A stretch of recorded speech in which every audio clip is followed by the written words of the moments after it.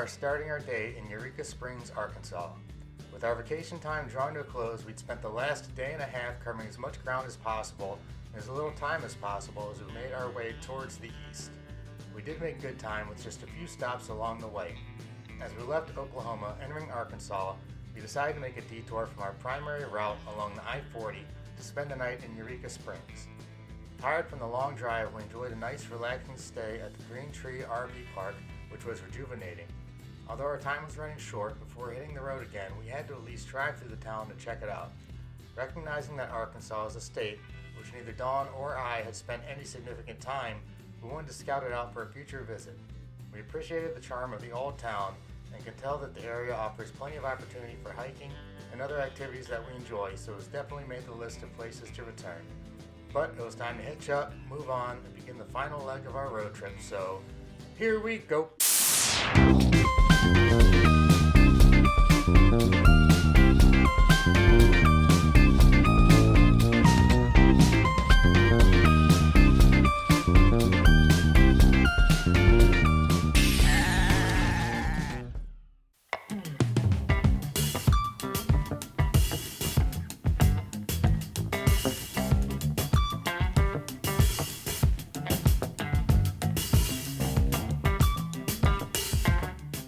As we were getting ready to leave Eureka Springs, we realized that we were only about an hour away from Branson, Missouri. Now, Branson is a place that Dawn and I had been aware of and been looking at for quite some time, and it seemed pretty cool, so we figured, what the heck, we're only an hour away, let's go take a look at it. We knew we wouldn't have much time to really do much there, but at least it would give us some idea as to what it was all about.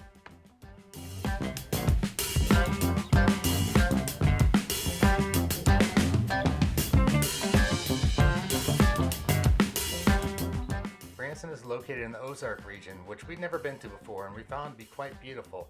Now, the town itself is mostly known as a very family-friendly vacation destination.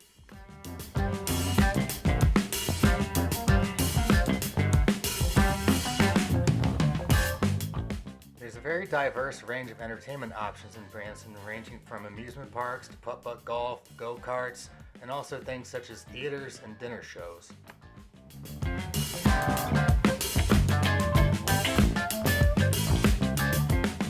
We found the vibe in Branson to be very similar to Pigeon Forge. In many ways, it was virtually identical with a lot of the same attractions.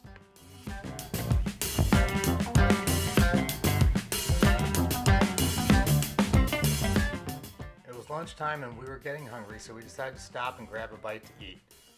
The place we ate at did the job and we were satisfied, although it wasn't anything I'd go out of my way for.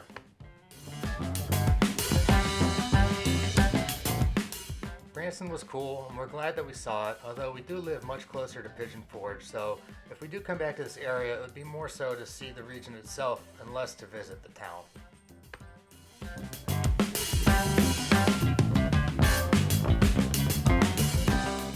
I wished I'd held out for lunch because we passed a Western Sizzlin' shortly after leaving town, and also an LJS.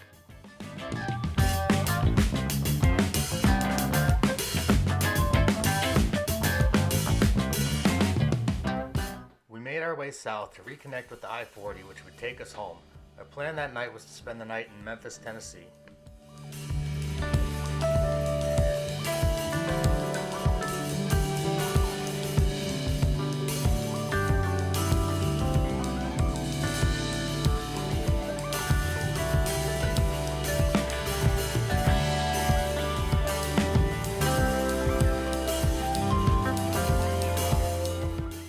As I was driving, Dawn looked for us a campsite and she found one at the T.O. Fuller State Park, which is conveniently located right in the city of Memphis.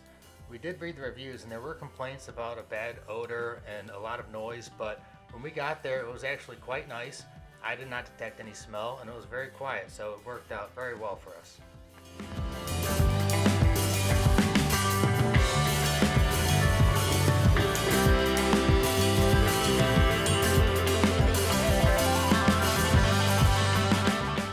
After setting up camp, we decided why not go check out Beale Street.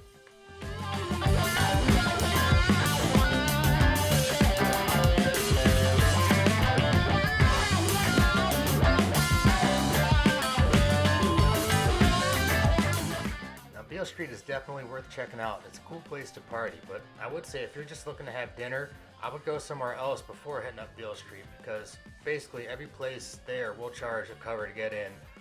Minimum $10 usually, and that's even if you're just planning on eating.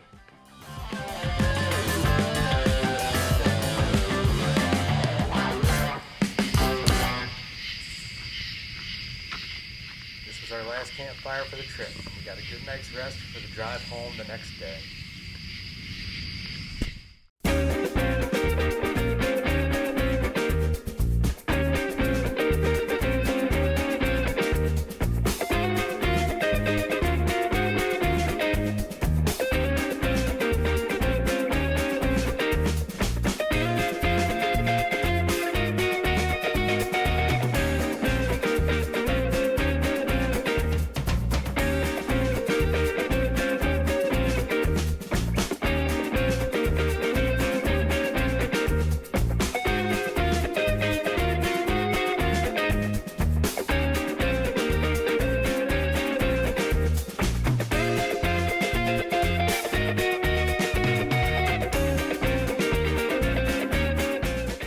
I'm amazed by the amount of ground covered in just a few short weeks.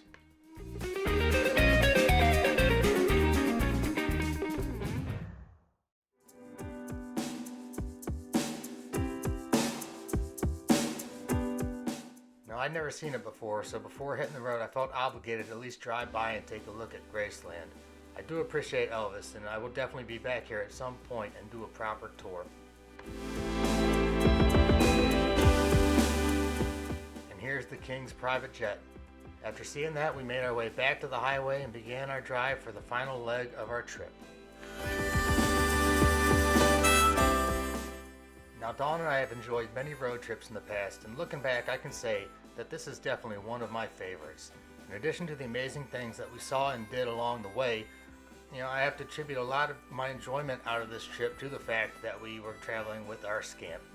It definitely changes the way you travel, and I must say I'm a huge fan. There's really nothing quite like traveling with your home away from home right behind you, and I intend to do it as often as possible, as soon as possible.